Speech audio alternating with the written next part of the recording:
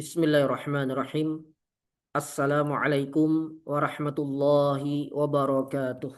Waalaikumsalam.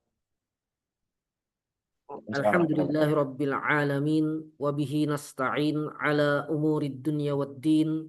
Allahumma salli wa sallim wa barik ala nabiyyina Muhammadin wa ala alihi wa sahbihi ajma'in. Allahumma anfa'na bima 'allamtana wa 'allimna ma yanfa'una wa zidna 'ilma. Allahumma inna nas'aluka 'ilman nafi'a wa rizqan thayyiba wa 'amalan mutaqabbala.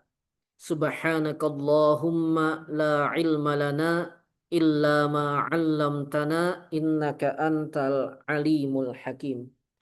Qala Allah ta'ala fi kitabihil karim وما كان المؤمنون لينفروا كافة فلولا نفر من كل فرقة منهم طائفة ليتفقهوا في الدين ولينذروا قومهم إذا رجعوا إليهم لعلهم يحذرون وقال رسول الله صلى الله عليه وآله وسلم من سلك طريقا يلتمس فيه علما سهل الله له به طريقا إلى الجنة أما بعد. Baik,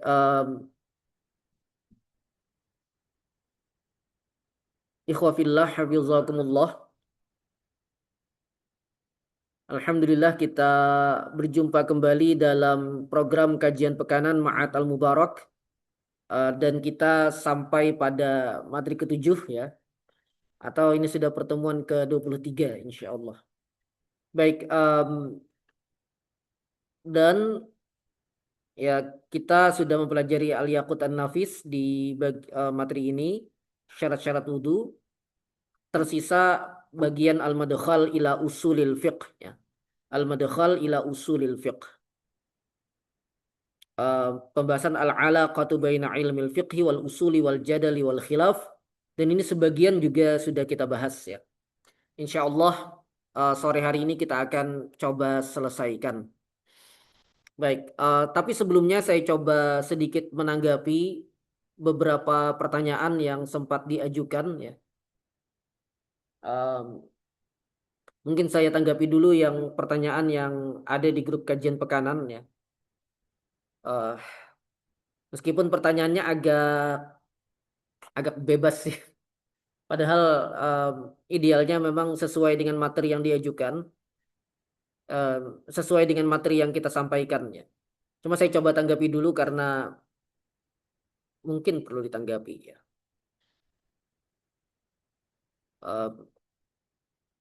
Pertanyaannya, Assalamualaikum. Saya pernah mendengar peringatan dari seorang ustadz tentang fikih maksimalisme. Maksudnya seperti apa? Ini yang mendengar dari seorang ustadz ditanyakan ke saya gitu ya. Harusnya tanyakan ke ustadznya langsung ya. Baik, jadi dikit-dikit tanya fikih, bahkan pada konteks yang sebetulnya nasihat. Beliau mencontohkan ketika ada ustadz memberi nasihat soal pernikahan, tiba-tiba malah ditanya hukum fikih dari penerapan nasihatnya apa.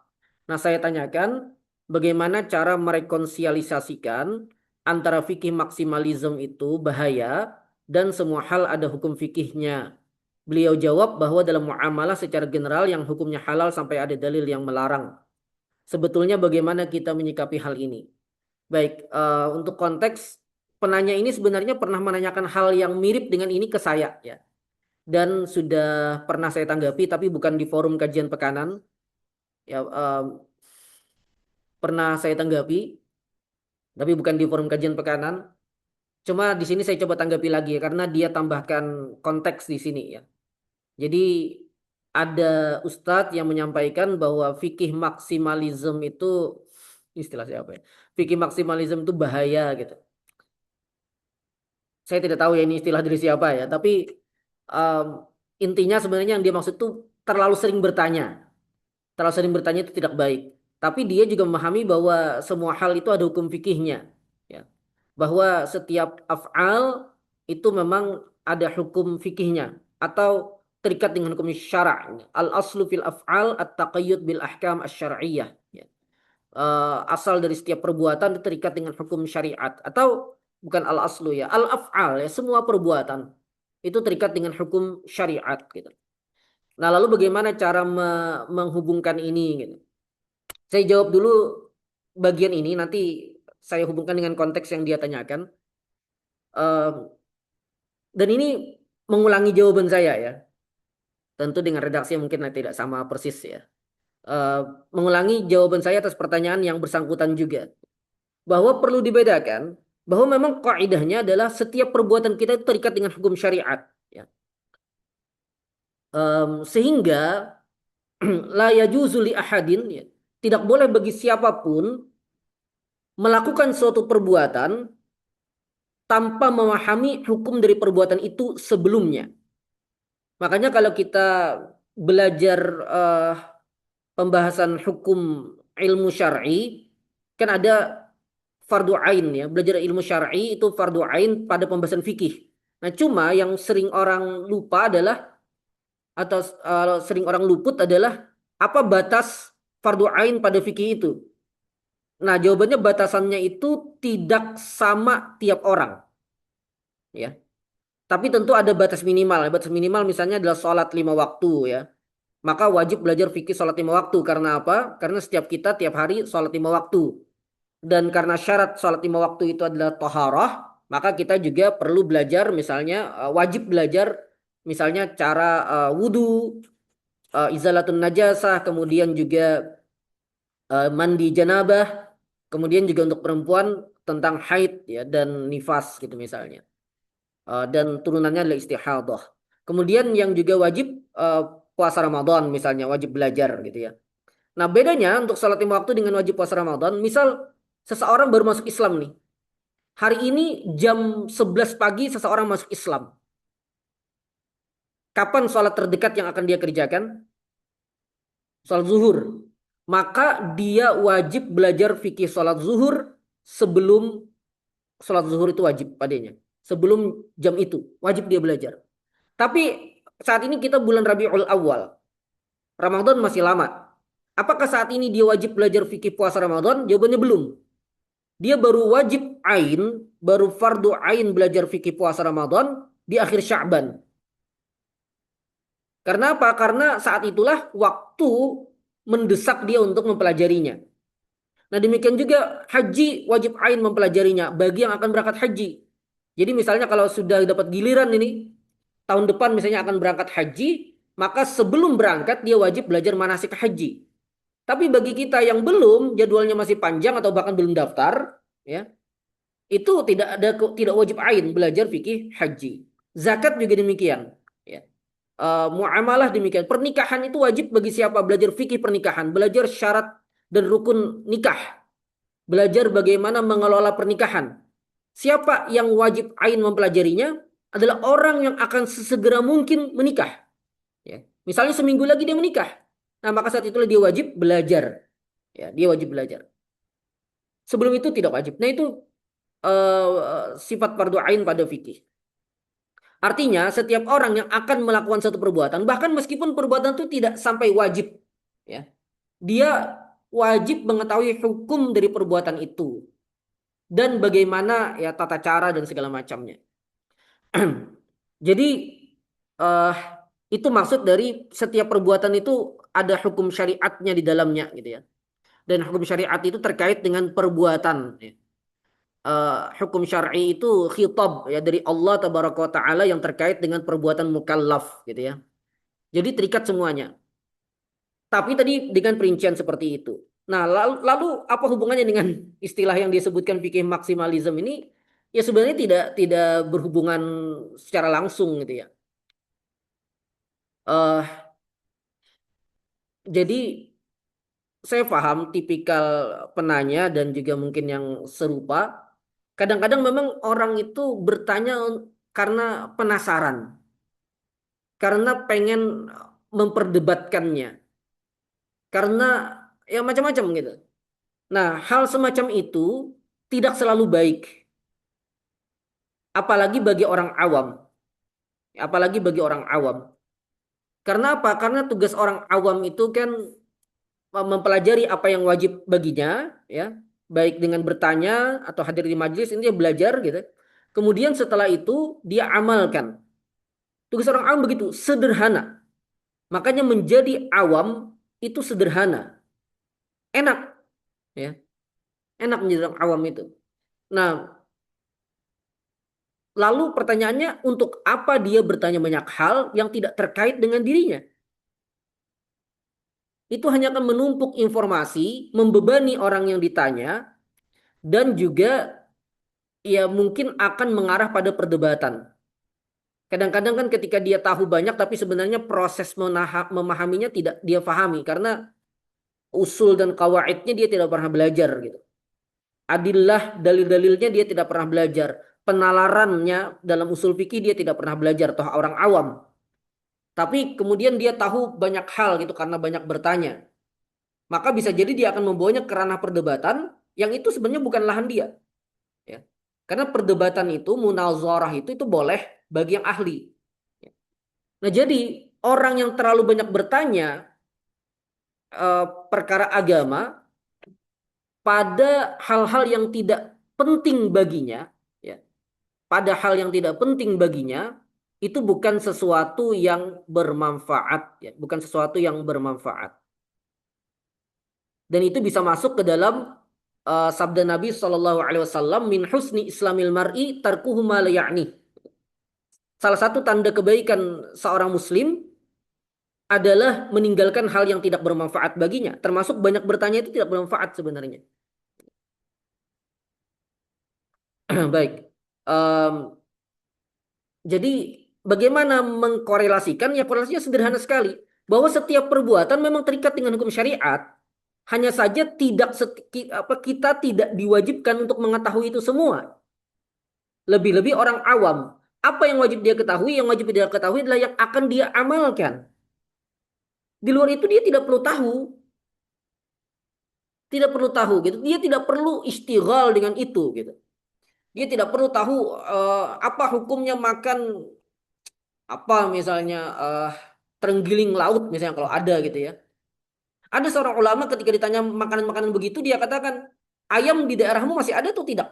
Sapi di daerahmu masih ada atau tidak? Kalau masih ada makan itu saja. Ngapain nanya yang kuliner-kuliner ekstrim begitu kan? Toh dia tidak akan makan juga. Contoh, ada juga seorang imam kalau tidak salah Imam Atha gitu ya. Seorang ulama salaf tabi'in, beliau pernah ditanya tentang bagaimana cara menyela-nyela jenggot gitu atau cara membasahi jenggot di dalam wudhu gitu. Eh, Kata beliau sambil bercanda gitu ya, sudah kamu celupkan saja ke air semalaman. Itu kalau tidak salah ya, saya agak ya kalau tidak salah ceritanya begitu gitu. Ada juga orang yang bertanya bahkan siapa istrinya iblis. Dijawab oleh sang alim, saya tidak tahu, saya tidak ikut pernikahannya, akad nikahnya saya tidak ikut gitu. Saya tidak tahu. Ada juga yang bertanya siapa nama saudari Musa, saudari perempuan Musa gitu. Kata syekhnya, kalau kamu tahu namanya, memangnya mau kamu apain? Kamu lamar. Itu kan, itu. Jadi bertanya hal-hal yang begitu itu tidak penting, ya, tidak penting. Kecuali memang ada kebutuhan terkait agama ya. Tapi orang awam kan kebanyakan tidak begitu. Nah itu pertanyaan-pertanyaan yang begitu memang tidak diperlukan gitu. Jadi kalau benar-benar tertarik pada tema-tema yang mendalam, jadilah ahli. Tapi kalau mau jadi ahli, mengambilnya itu jangan asal comot, tapi belajar dari dasarnya. Ya. Belajar dari dasar keilmuannya. Kalau mau jadi ahli, nanti antum tahu sendiri nanti. Banyak persoalan yang mungkin tidak diketahui oleh orang awam. Tapi belajarnya mulai dasar. Kalau mau belajar. Kalau tidak mau, tidak apa-apa. Atau tidak wajib ain juga bagi dia. Tapi ya sudah, jangan banyak bertanya. Baik itu eh, ya jawaban saya ya. Cara menjawabnya agak beda dengan jawaban saya sebelumnya ya, tapi intinya sama lah. Memang susah ya copy paste jawaban lisan ya. Nah, kemudian di sini ada tanggapan dari sang ustadz ya di konteks pertanyaannya ini bahwa dalam muamalah secara general ya hukumnya halal sampai ada dalil yang melarang. Kalau maksud sang ustadz itu adalah ya sudah tidak usah tanya. yang jelas halal gitu, itu tidak tepat juga ya. Itu tidak tepat juga. Al aslu fil muamalat memang al ibahah. Asal dari muamalah memang mubah. Betul itu kaidah yang betul diterima oleh hampir seluruh ulama. Ada yang tidak menerima tapi mayoritas sekali ulama menerima kaidah al aslu fil muamalat al ibahah. Asal dari muamalat non ibadah itu hukumnya mubah. Ya, al aslu fil muamalat wal adat al ibahah. Cuma bukan berarti kemudian ketika seseorang melakukan transaksi muamalah tertentu dia tidak perlu tahu perincian hukumnya. Bukan begitu maksudnya. Bukan orang asal tabrak saja halal nih pasti halal kan asal muamalah halal nih. Halal terus tabraknya. Bukan begitu caranya. Tetap saja si awam tadi kalau akan melakukan transaksi muamalah, terutama yang belum pernah dia ketahui, tetap wajib bertanya. Jadi bukan masalah kaidah asal muamalah tadi halal, bukan itu masalahnya. Masalahnya adalah dia hanya perlu bertanya yang memang dia butuhkan. Termasuk dalam perkara muamalah. Asal muamalah memang mubah, tapi kan tidak semuanya mubah. Karena kan ada yang melenceng dari hukum asal. Makanya tanya transaksi ini apa? Apakah mengandung riba atau tidak? Bertanya begitu tidak masalah. Bagus. Apalagi kalau memang dia pengen masuk di sana. Misalnya seseorang ingin mengambil perumahan KPR misalnya. Nah dia tanya, apa hukumnya? Boleh itu. Bahkan wajib baginya sebelum dia mengambilnya. Untuk mengetahui hukumnya apa. Atau dia pengen bermain lagi. Dia pengen investasi saham syariah misalnya. Nah dia perlu tanya dulu apa hukumnya. Dia perlu bertanya. Jangan langsung tabrak gitu. Tidak boleh. Dia perlu tanya. Jadi tetap muamalah pun tetap perlu bertanya. Tetap perlu bertanya. Bedanya adalah dia menanyakan yang memang dibutuhkannya. Ada orang yang nanya apa hukumnya Bitcoin, kripto. Kita tanya dulu. Uangmu di rekening bank berapa? Saya tidak punya rekening bank. Tidak punya rekening bank. Penghasilan harian. Tidak cukup, hanya cukup untuk makan. Oh, kenapa bicara investasi kripto? Toh tidak ada dananya juga. Ya. Nantilah kalau kamu sudah mampu, gitu. Kalau sudah ada rencana dalam waktu dekat untuk investasi, tanyakan hukumnya. Nah, gitu. Beda halnya kalau yang bertanya ini seorang peneliti. Nah, maka boleh dia bertanya langsung. Tapi itu pun juga sebenarnya kan yang dia lakukan adalah meneliti kan, bukan bertanya hukum langsung, tapi dia meneliti. Kalau orang awam ya tadi sesuai kebutuhan. Jadi tidak benar juga dimutlakan bahwa asal muamalah boleh berarti tabrak saja gitu. Kalau dia mau melakukan muamalah apapun dia tabrak saja, lakukan saja tanpa perlu bertanya tidak. Saya makanya selalu menekankan tugas orang awam itu kalau tidak tahu hukum agama bertanya. Cuma tanyakan yang memang Anda butuhkan. Jangan merepotkan. Jangan semua hal ditanya. Dapat dari TikTok ditanyakan. Dapat dari Facebook ditanyakan. Dapat dari Instagram ditanyakan. Dapat dari YouTube ditanyakan. Semua hal dia tanyakan padahal tidak ada manfaatnya bagi dirinya. Kan merepotkan orang. Kadang-kadang dijawab, ya boleh, tidak gitu. Minta tanggapan lebih lanjut gitu. Apa dalilnya? Ada kitab mana? Kita yang ditanya malah disuruh capek-capek buka kitab kan. Dianya juga kita sebut nama kitab juga tidak paham. Ya itu jadi seperti itu tidak tepat ya. Seperti itu tidak tepat. Baik, insya Allah cukup jelas ya. Kemudian ada lagi, jangan habis waktu kita untuk menjawab pertanyaan aja ya. Tapi ya terserah lah. Kita sambil jalan aja. Ada lagi satu pertanyaan. Cuma nanti saya ingatkan ya ikhwafillah yang terutama yang ada di grup kajian pekanan. Karena pertanyaan di luar saat kajian kita hanya menerima dari grup itu ya. Hanya dari grup kajian pekanan saja yang kita tanggapi. Cuma pertanyaannya harapannya nanti sesuai materi yang disajikan. Ini terutama yang online ini. Em, ini ada pertanyaan. Saya pernah dengar kritik dari orang yang sama ini pertanyaannya. Saya pernah dengar kritik yang berbunyi kurang lebih seperti ini. Giliran pengen nge-on Salafi pakai mazhabul arba'ah karya ortodoks mazhab. Istilahnya berat-berat ya. Nge-on Salafi pakai mazhabul arba'ah karya ortodoks mazhab. Ya.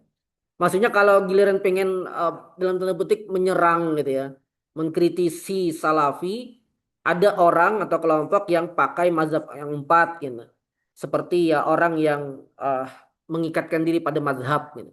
Giliran mau pakai pendapat yang minoritas atau aneh dalam tanda petik, malah pakai fikih dalil. Apakah ini valid? Apanya yang valid ini? Em, Ya ini jawabannya macam-macam ya. Tergantung sikap dia apa gitu. Tergantung bagaimana posisi ilmiahnya. Em, Cuma saya ingin ini untuk menjawab ini kalau memang dijawab sesuai eh secara utuh ya terlalu panjang. Cuma sederhananya saya ingin sampaikan, kita belajar agama itu bukan untuk menyerang pihak lain. Ya. Akidah kah fikih kah, jangan untuk menyerang pihak lain. Jangan bermusuhan dengan sesama muslim. Ya. Dengan sesama muslim. Apalagi orang awam. Ya yang alim juga tidak boleh bermusuhan, tapi mungkin orang alim punya tugas untuk menjawab gitu berbagai persoalan gitu ya, tapi orang awam kan tidak punya kewajiban itu. Makanya untuk yang awam sebaiknya dihindari perdebatan baik akidah maupun fikih, dihindari saja, sibukkan diri dengan mengamalkan apa yang difahami, apa yang dipelajari dari gurunya sudah gitu. Nah adapun yang alim ya ya memang tugas mereka gitu. Makanya saya kalau saya akan aktif di Facebook ya. Saya kalau melihat ada orang-orang alim misalnya berdebat masalah apa dalam akidah, saya tidak ingin mengkritik sang alim tersebut. Meskipun bisa jadi saya mengambil sikap untuk tidak membahasnya di dunia maya gitu. Saya menganggap perdebatan ini di dunia maya tidak tepat gitu. Saya menganggap perdebatan ini tepat tapi harus di forum yang lebih terbatas, misalnya begitu. Tapi kan pandangan tiap orang kan beda-beda. Bisa jadi menurut kiai itu, menurut ustadz itu membahasnya di Facebook itu tetap penting gitu misalnya ya terserah gitu kan. Nah lalu bagaimana ketika hal itu terjadi? Bagi saya tidak akan mengkritisi sang ustadz atau sang kiai tadi asal bahasan mereka memang betul ya, jadi bukan ngawur gitu tapi yang betul sesuai dengan keilmuan yang mereka miliki. eh, Bagi saya ya sudah gitu biarkan saja. Yang harusnya berpikir adalah yang awam. Kalau Anda tidak membutuhkan itu jangan nimbrung, jangan ikut-ikutan. Masalahnya meski kita berkali-kali mengingatkan begitu, tetap aja nimbrung mereka. Selalu ditemukan begitu ya, nyimak, nyimak, nyimak gitu. Jadi ketika sudah ada kelihatan, wah ini kayaknya bakalan terjadi perdebatan nih. Maka menit-menit awal sudah tulisnya nyimak gitu. Supaya tidak ketinggalan perdebatan. Padahal dia tidak paham juga gitu. Dia tidak paham basis keilmuannya sehingga mengetahui menang kalahnya mungkin dilihat dari mana yang lebih kelihatan lebih hebat saja gitu. Kalau debatnya langsung tata apa online misalnya ya, disiarkan langsung atau apa gitu, mungkin akan dia lihat siapa yang retorikanya lebih bagus. Jadi bukan siapa yang argumentasinya lebih kuat. Karena apa? Karena untuk mengetahui argumentasi kuat itu harus punya keilmuan yang memadai. Ya. Sedangkan orang awam tidak tahu itu. Yang mereka tahu mana yang retorikanya lebih bagus, mana yang bicaranya terlihat lebih meyakinkan. Maka mereka akan anggap itu menang. Yang terbata-bata mereka akan anggap itu kalah. Padahal belum tentu. Eh, Kemudian ya mereka biasanya juga sudah punya keberpihakan. Kebanyakan sudah punya keberpihakan. Maka ya yang pihak yang dia dukung itu yang akan dianggap menang. Ya gitulah. Sama kayak perdebatan Cristiano Ronaldo dengan Lionel Messi gitu. Siapa God sebenarnya ya kan? Yang sudah ngefansnya Cristiano Ronaldo akan selalu mengatakan dialah gitu kan. Yang mendukung Messi ya dialah gitu ya. Itulah gitu. Jadi tidak perlu ikut-ikutan. Tidak perlu ikut-ikutan. Jadi tujuan beragama, tujuan belajar agama itu jangan untuk menyerang pihak lawan, tapi untuk menghilangkan kejahilan pada diri kita dulu gitu. Em, nah, ketika kita punya kejujuran dalam hal itu, kita juga akan belajar secara jujur. Saya selalu mengatakan, karena kan saya ini mengajar di banyak lingkungan ya. Saya mengajar di sini ya dengan karakteristik antum yang di Ma'had sini, yang online juga beda ya. Saya juga mengajar misalnya di IOU ya, yang mayoritas mahasiswanya kan Salafi ya. Saya juga mengajar di UIN mayoritasnya ya tradisionalis mungkin ya. Tradisionalis, tapi tradisionalis Gen Z. Eh, tentu dengan karakteristiknya sendiri. Nah, prinsip saya sederhana gitu. Eh, antum amalkan yang ilmunya sampai kepada antum. Antum amalkan yang ilmunya sampai kepada antum. Kalau ilmu yang pernah antum dapatkan itu adalah fikih Syafi'i, amalkan itu. Karena apa? Karena yang beramal dengan ilmu adalah beramal dengan mazhab Syafi'i yang pernah antum pelajari. Kalau antum pernah belajar fikih Al-Albani, beramallah dengan itu. Ya, selama tidak misalnya menabrak ijma gitu ya. Maka silakan mengikuti pendapat beliau. Toh itu yang pernah Anda pelajari. Kan tidak bisa kita tiba-tiba suruh dia mengikuti mazhab Syafi'i, sedangkan dia belum pernah belajar. Yang di Muhammadiyah punya tarjih, ya ikuti pendapat Muhammadiyah sudah gitu. Orang awam sesederhana itu saja, tidak perlu terlalu repot. Anda bukan pakar perbandingan mazhab. Jadi sesederhana itu saja. Nah, kalau terjadi seperti itu, tentu tidak ada lagi tadi yang comot-comot gitu ya. Ketika ingin menyerang ini pakai mazhab Syafi'i, tapi ketika ingin menyerang yang lain mazhab Syafi'inya dibuang misalnya. Tujuannya sekedar untuk menyerang lawan. Itu tidak akan terjadi lagi kalau dia jujur dengan cara belajarnya. Meskipun apakah cara seperti tadi sepenuhnya salah, sebenarnya tidak juga. Bagi orang alim yang mausu'i, bagi alim yang mengetahui banyak perbandingan mazhab dan ada kebutuhan untuk membandingkan mazhab, sebenarnya bisa saja. Sebenarnya bisa saja. Hanya saja itu bagi yang benar-benar alim. Adapun yang tidak ya bukan tempatnya dia gitu. Itu mungkin sedikit tanggapan. Sebenarnya ada pertanyaan lagi satu tapi penanyanya juga tidak hadir tampaknya ya. Eh, ya di online juga tidak ada. Ada pertanyaan pekan lalu yang belum saya tanggapi penuh ya. Sebenarnya mau saya tanggapi sekarang, tapi sudahlah gitu ya. Kita cukupkan saja pertanyaannya. Insya Allah saya tanggapi pekan depan insya Allah. Baik, kita bacakan. Ini masih ada 3 paragraf. Untuk bisa menjawab, membaca. Wal jadalu ibaratun. Wal jadalu ibaratun an ilmin au alatin. Iya.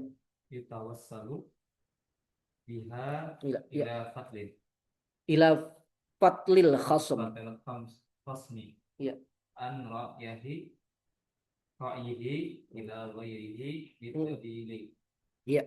Wa mawdu'uhu al-adillatu Adillatu min haitsul ba'su fiha an kaifiyati nazmiha wa tartibiha ala ala wajhin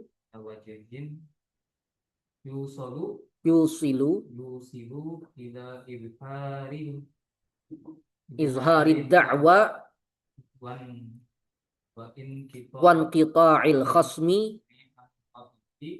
Dibayani butlanihi wa idza fa innahu usulu Fiqhin khas. Khasin namanya. Baik, cukup di situ dulu. Jadal adalah ungkapan tentang ilmu atau alat. Jadi bisa dikatakan ilmu, bisa dikatakan alat. Yutawassalu biha, dengannya kita bisa sampai dengan ilmu atau alat ini, kita bisa sampai ila fatlil khasmi. Sampai mengalihkan lawan, ya, lawan. Jadi ini konteksnya perdebatan ya. Lawan debat ya, untuk mengalihkan lawan debat, memalingkan lawan debat an ra'yihi dari pendapatnya ila ghairihi pada pendapat yang lain bid dalil dengan dalil. Nah, itu pentingnya. Jadi jadal itu dengan dalil gitu.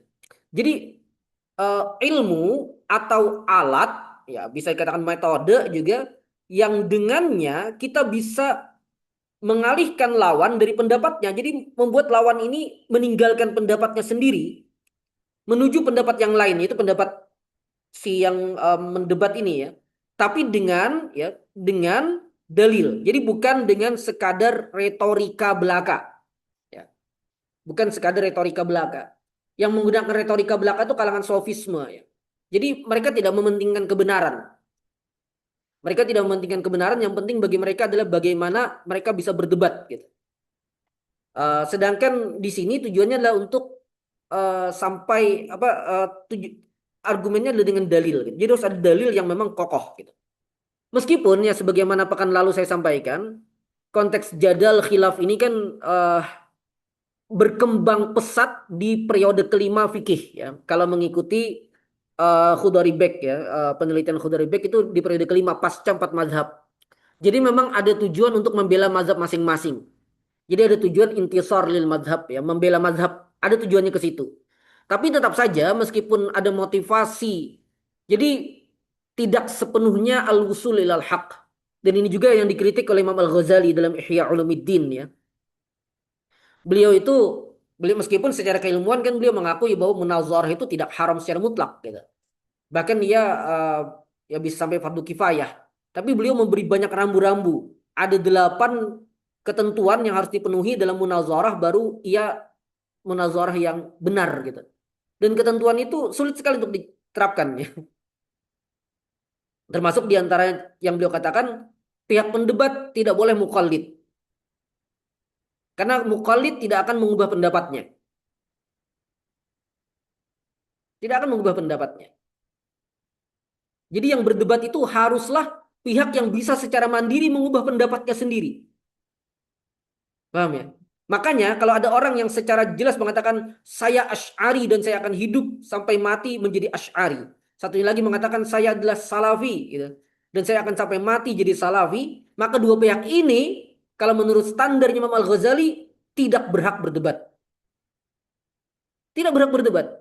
Karena yang Asy'ari tidak akan rujuk dari pemikirannya, yang Salafi juga tidak akan rujuk dengan pemikirannya. Yang terjadi hanyalah upaya untuk mengalahkan lawan. Ya, ini dicela oleh Imam Al-Ghazali. Ya. Cuma ya itulah itu semangatnya begitu di masa itu ya. Nah cuma tetap meskipun semangatnya tadi membela mazhab tidak sembarangan juga. Mereka tidak serampangan. Mereka tetap mengatakan setiap argumen itu harus dengan dalil. Jadi termasuk upaya jadal ini, upaya untuk mengalihkan lawan diskusi dari pendapatnya kepada pendapat dia, itu tetap dengan dalil, bukan dengan sekadar retorika, apalagi dengan dengan serampangan gitu. Baik. Wa maudu'uhu dan objek pembahasannya dari ilmu jadal ini, objek kajiannya adalah al-adillatu, adalah dalil-dalil min haitsul bahsu fiha, ditinjau dari penelitian terhadap dalil-dalil itu, an kaifiyati nazmiha wa tertibiha, tentang tata cara menyusun dan apa ya namanya mengurutkannya, menyusun dan mengurutkannya, ya. Menata dan menyusunnya mungkin lebih tepatnya, menata dan menyusunnya dalam bentuk yang bisa menyampaikan pada izhari dakwah, memenangkan klaim dari pihak yang mengemukakan ya, wan qita'il khasm an ra'yihi, dan membatalkan atau memutus lawan dari pendapatnya. Jadi untuk mengalahkan pendapat lawan. Bibayani butlanihi, dengan menjelaskan kesalahan dari pendapat tersebut. Paham ya? Perdebatan kan begitu ya. Itulah perdebatan. Makanya saya kadang-kadang cukup cerewet itu, yang banyak debat-debat di media sosial itu bukan debat itu. Secara syarat debatnya tidak terpenuhi gitu. Apalagi kalau pakai standarnya Imam Al-Ghazali lebih lagi ya. Nah, jadi tujuannya tadi dia memahami dalil-dalil tentang bagaimana cara menyusun dalil-dalil tadi, cara menata dan menyusun dalil tadi, sehingga orang yang memiliki ilmu jadal ini bisa menampakkan keunggulan dari pendapatnya dan sekaligus bisa mematahkan pendapat lawan dengan menjelaskan kesalahan dari pendapat lawan tersebut. Misalnya Syafi'i dengan Hanafi. Seorang Syafi'i mengatakan bahwa argumentasi pendapat saya adalah begini, argumentasi pendapat Hanafi itu begini-begini, dan pendapat itu keliru. Karena apa? Karena alasan ini. Nah, gitu. Nah, karena itu ia disebut juga dengan usul fikih khusus ya. Usul fikih khusus. Baik, lanjut saja supaya kita ada waktu. Lanjut baca. Ilmu khilafu Wa ilmul khilafi. Nah, ilmu bahis ilmun bahithun an wujudil istinbatati mukhtilafati al-mukhtalifati. minat adilati Ah, ijmaliyati wa tafsiliyati iya, az-zahaba az-zahibu, zahabu zahib.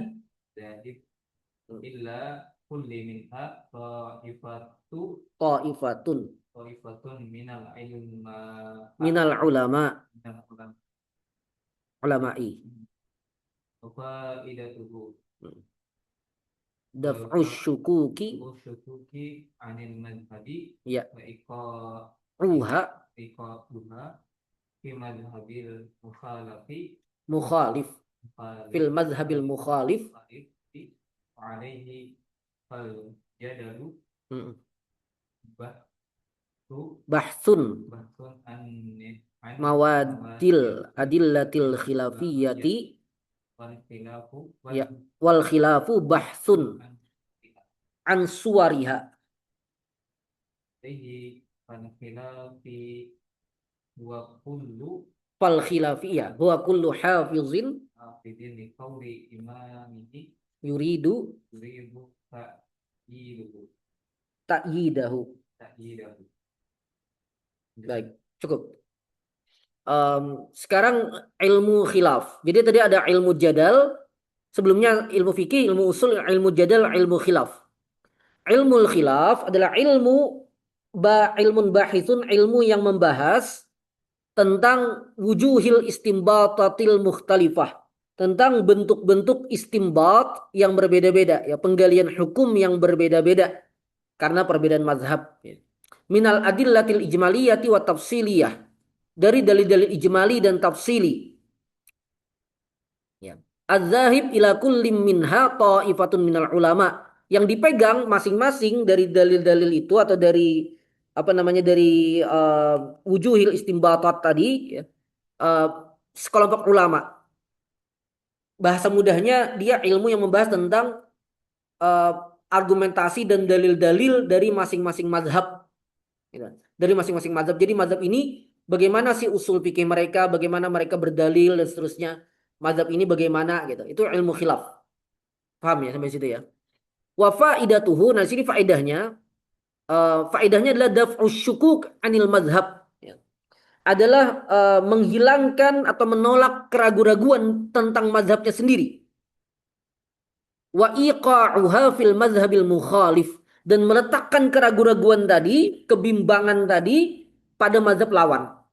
Jadi kalau saat ini kan orang belajar fikih khilafiyah, ya, itu kan sekadar untuk mengetahui pendapat masing-masing kan begitu ya.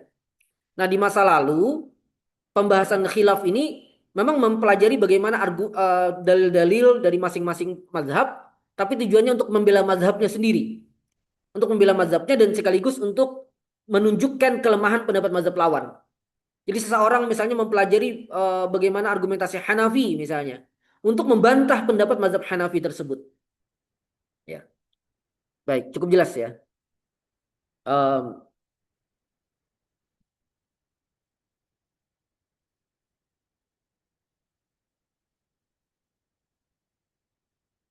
Wa alaihi fal jadalu bahsun an mawadil adillatil khilafiyah wal khilafu bahsun an suwariha. Berdasarkan hal ini, ilmu jadal adalah penelitian tentang mawad al-adillah, tentang konsep dalil-dalil yang diperselisihkan tadi, ya, secara konseptualnya, dan bagaimana menyusun dan menatanya tadi kan, menata dan menyusunnya. Wal khilaf, sedangkan ilmu khilaf ini penelitian tentang bagaimana ia diterapkan. Surahnya itu apa? Ma yakunu syai'u maujudan bihi bil fi'il. Jadi dipraktekkan gitu. Bagaimana ia dipraktekkan, bagaimana ia dilakukannya tadi, bagaimana mempraktekkan, membela mazhab sendiri, kemudian membantah mazhab lawan. Gitu. Wa alaihi, dan berdasarkan hal ini, fal khilafi ini berarti ulama ahli khilaf. Wa kullu hafizin, dia adalah setiap orang yang menguasai liqauli imamihi, pendapat-pendapat imamnya, yang menghafal, menguasai, memahami. pendapat imamnya yuridu ta'yidahu yang ingin dia bela, yang ingin dia bela. Jadi dia memahami pendapat-pendapat mazhabnya, kemudian dia akan bela dan dia juga pahami pendapat mazhab lawan untuk diserang. Nah, jadi meskipun ada motivasi ya sedikit-sedikit ta'assub ya, tapi mereka meskipun fanatik mazhab tapi tetap menjaga standar ilmiah. Jadi mazhabnya harus dipahami betul-betul, mazhab lawan harus dipahami betul-betul, baru kemudian dipatahkan. Nah kita kadang-kadang ya banyak dari kita yang suka berdebat, mazhab sendiri saja tidak paham. Mazhab sendiri saja tidak paham. Bagaimana bisa membantah mazhab lawan? Gitu. Mazhab sendiri dia tidak mengerti sama sekali. Lalu bagaimana caranya dia bermazhab atau berafiliasi? Ya sekadar komunitas saja. Dia merasa sudah ngaji sama Ustadz Fulan gitu, berarti dia di komunitas itu. Tapi pemikirannya sendiri dia tidak paham. Ya. Dan ini terjadi di berbagai afiliasi. Saya pernah kena getahnya orang-orang yang seperti itu. Orang-orang yang bahkan tidak paham mazhab dan afiliasinya sendiri. Gitu. Pemikiran mazhab dan afiliasinya sendiri. Itulah kita ya. Makanya nilai PISA kita juga rendah ya orang Indonesia. Karena memang memahami mazhabnya sendiri tidak paham. Ya literasinya rendah. Jadi keterkaitan itu semuanya ya. Berkaitan itu. Termasuk dalam ilmu agama juga demikian. Baik, lanjut satu paragraf lagi. Skor PISA kita rendah tadi. Lanjut, lanjut. Al-silu an Annal qawaida suriyata ya ya ya alatu alatul istimbati di tafsili ladal ladal mujtahid mujtahidi ya terus wahya lati biwasitatiha yudafi'u khilafi anil wa'yi jadi yarahu rajihan rajihan ya terus wa amal muqallidu fabawasitatu fabiwasitatil qawaidil usuliyah jadi yu'rafu ya'rifu itu dalatun mamum adillatu ya'rifu adillata imamihi ya, baik walhasil kesimpulannya ringkasnya walhasil bahasa Indonesia juga kaidah-kaidah usul kan sebelumnya kita belajar usul ya sebelumnya. Hiya alatul istimbat. Dia ada alat untuk istimbat yang menggali hukum minad dalil tafsili. Dari dalil-dalil tafsili. Dalil tafsili itu ayat Al-Quran, hadis Nabi, ijma', qiyas pada persoalan tertentu yang spesifik. Yaitu dalil tafsili. Ini sudah kita bahas ya. Ladal mujtahid. Pada seorang mujtahid. Wahiyallati biwasitatiha. Nah kaidah-kaidah usul inilah yang dengan perantaraannya yudafi'ul khilafi anir ra'yil ladzi yarahu rajihan. Seorang khilafi mempertahankan pendapat yang dia anggap rajih. Dan itu jelas adalah pendapat mazhabnya sendiri. Ya. Wa ammal muqallidu adapun seorang muqallid fabiwasitatil qawaidil usuliyah dengan mengetahui kaidah-kaidah usul berarti muqallid di sini bukan muqallid awam ya. Karena muqallid itu rentangnya luas ya. Intinya sebelum dia mujtahid maka muqallid. Nah, di sini tentu bukan orang awam yang tidak pernah belajar ya, karena orang yang tidak pernah belajar itu tidak ngerti kaidah usul juga ya. Dan sebagai catatan juga istilah awam itu bermaknanya macam-macam.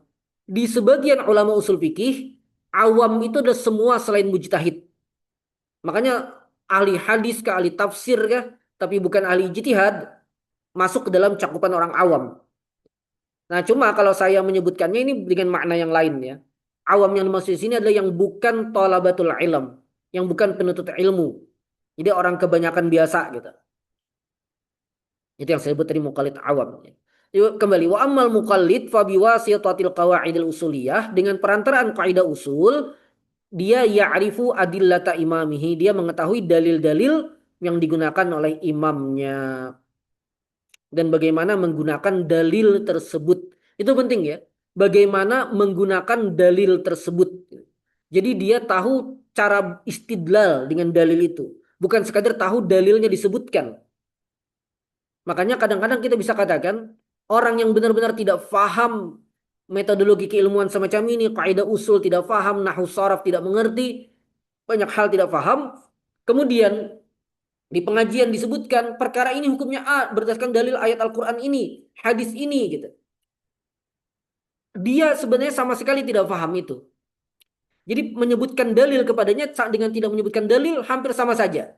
Ya kecuali tambah satu ya bahwa dia tambah yakin saja bahwa ini ada dalilnya gitu. Itu aja. Cuma secara keilmuan sebenarnya tidak berpengaruh. Karena apa? Karena dia tidak paham bagaimana dalil itu digunakan. Bahkan kalau kita mau buat pengandaian, seandainya ustadznya berdusta sekalipun, ustadznya prank gitu ya, dia sebutkan aja ayat Al-Quran, terserah dia gitu. Atau hadis yang tidak ada hubungannya gitu. Dia katakan misalnya ya, um, menikahi janda itu haram, misal gitu ya. Berdasarkan sabda Nabi Shallallahu Alaihi Wasallam, la darara wa la dirar. Misalnya gitu kan. Orang awamnya tidak paham. Ya iya saja dia. Ya, itu masalahnya. Jadi yang membedakan seseorang nanti dari yang itu adalah ketika dia paham bagaimana dalil itu digunakan. Bagaimana dalil itu dihubungkan dengan hukum itu. Gitu. Nah, itu dengan cara belajar usul fikih. Wallahu a'lam. Materi kita selesai. Ini ada chat.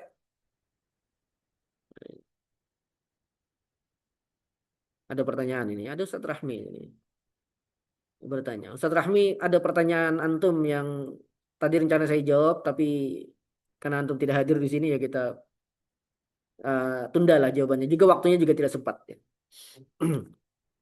Baik, ada banyak pertanyaan ini. Ini. Apakah jadal dipandang sebagai hal yang tercela atau justru dianjurkan dalam Islam? Jadal itu fardu kifayah untuk membela agama. Hanya saja ada sekian dawabit, ketentuan yang harus diperhatikan. Kalau ketentuan-ketentuan itu tidak diperhatikan, maka ia tercela. Sayangnya, banyak orang yang masuk ke dalam ranah perdebatan tidak memenuhi dawabit itu. Sehingga secara fakta memang kebanyakan jadalnya tercela. Tapi secara teori, jadal itu bukan sesuatu yang tercela, bahkan sesuatu yang terpuji. Tujuannya untuk membela agama. Atau sampai pada kebenaran, al-wusul ilal haq. Jadi kalau berdebatnya ke ke orang-orang ateis, agnostik misalnya, maka tujuannya untuk membela agama. Ya. Kalau tujuannya kepada sesama alim gitu ya, untuk melihat mana pendapat yang terkuat, juga boleh tujuannya al-wusul ilal haq, sampai pada pendapat mana yang paling benar, pendapat mana yang benar gitu. Dua-duanya boleh, terpuji, baik, asal dawabitnya diperhatikan. Ya sayangnya secara fakta banyak yang tidak memperhatikan, sehingga tercela. Dan gara-gara itu juga Imam Al-Ghazali memberikan wanti-wanti yang sangat ya cukup keras ya dalam Ihya Ulumuddin beliau. Karena Imam Al-Ghazali itu kan beliau di masa mudanya sudah alim dalam ulum akliyah. Imam Al-Ghazali itu di usia muda sudah pakar usul fikih, pakar mantik, pakar ya banyak lah, pakar kalam segala macam. Jadi beliau itu ahli berdialektika, ahli berdebat di usia muda. Di masa berikutnya beliau merasa kering, ya. Beliau merasa kok kita ini kayak ngejar dunia saja. Akhirnya beliau uzlah kan. Setelah uzlah ya lahirlah Ihya Ulumuddin hasil perenungan beliau. Dan salah satu isinya ya beliau mengkritik ya tadi ya karena tujuannya kebanyakan tidak benar gitu. Dan caranya juga banyak yang tidak tepat. Bagaimana para ulama usul fikih memposisikan etika berdebat? Ya penting ya. Penting bagaimana etikanya ya ini agak panjang kalau kita mau bahas. Tapi diantaranya yang paling penting adalah motivasinya haruslah al-wusul ilal haq. Sampai pada kebenaran. Dan orang yang masuk ke dalam ranah perdebatan haruslah orang yang benar-benar matang ilmunya dalam mazhabnya sendiri dan dalam mazhab pihak lawannya. Jadi kalau tidak matang, jangan berdebat. Nah, dalam tradisi usul fikih terakhir, dalam tradisi usul fikih klasik, bab apa yang biasanya membahas secara khusus tentang teknik sanggah menyanggah argumen? Ehm, Sebenarnya hampir di semua bagian bab-bab itu ketika ada khilaf itu bisa saling menyanggah. bisa saling menyanggah. Em, jadi tidak, setingat saya tidak ada bab khusus untuk teknik sanggah menyanggah. Karena toh itu juga bukan usul fikih, yaitu masuknya dalam adabul bahats wal munazarah, cabang ilmu tersendiri, terpisah tentang ilmu tentang berdebat gitu. Cuma kalau dalam konteks usul fikih, sebenarnya hampir setiap bab itu menyajikan perdebatan. Setiap bab biasanya ada perdebatan-perdebatan gitu. Kalau memang ada khilaf di sana. Dan ini tentu di kitab mutawalat, ya di kitab-kitab yang membahas usul fikih secara luas. Baik, demikian mungkin ya. Ada pertanyaan di sini? Tidak ada. Cukup jelas ya. Baik, kalau tidak ada kita cukupkan. Insya Allah pekan depan kita lanjut ke pembahasan fikih dari kitab Al-Yaqut An-Nafis. Ya. Insya Allah. Baik, itu saja. Mohon maaf atas segala kesalahan. Kita cukupkan. Al-afu minkum. Hadanallahu wa iyyakum ajma'in. Wassalamualaikum warahmatullahi wabarakatuh. Waalaikumsalam warahmatullahi wabarakatuh. Syukran, Ustaz. Afwan.